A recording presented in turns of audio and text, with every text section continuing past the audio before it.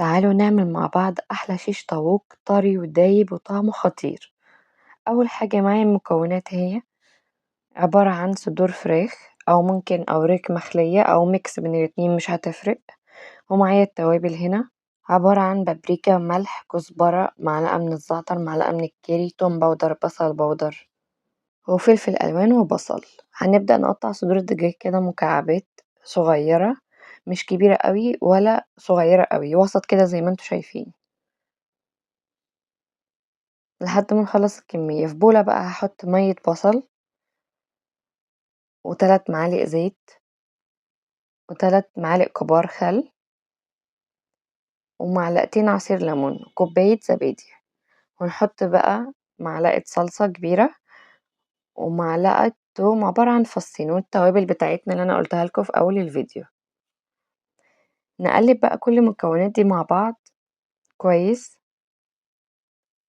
لحد ما يتجانسوا تماما ونبدأ ننزل عليهم بصدور الدجاج اللي طبعا غسلناها كويس وصفيناها.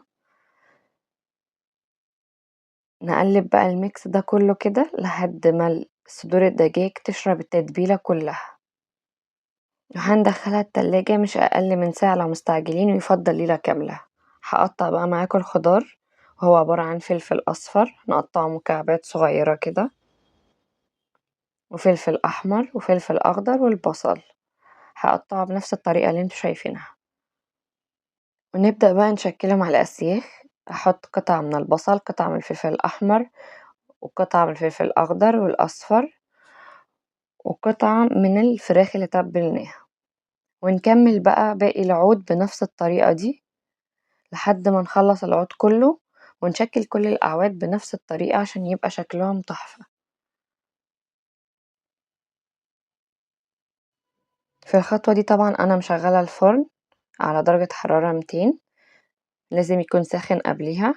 هندخلها بقى الفرن بعد ما نخلص كل الكمية وهنا أنا خلصت العود كله بنفس الطريقة زي ما انتوا شايفين كده.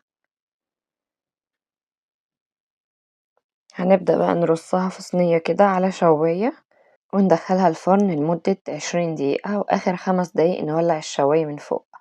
هنا أنا طلعتها وبكده يكون الشيش طاووق بتاعنا جاهز ريحته وطعمه يجنن. جربوا المقادير دي ما تنسوش تقولي رأيكم في الكومنتات. يا ريت لو وصلتوا معايا لاخر الفيديو ما تنسونيش في اللايك وفي الشير وفي السبسكرايب. انا اسمي فاطمة فهمي هستناكم في فيديو جديد اشوفكم في وصفة جديدة وبالهنا والشفا. باي باي.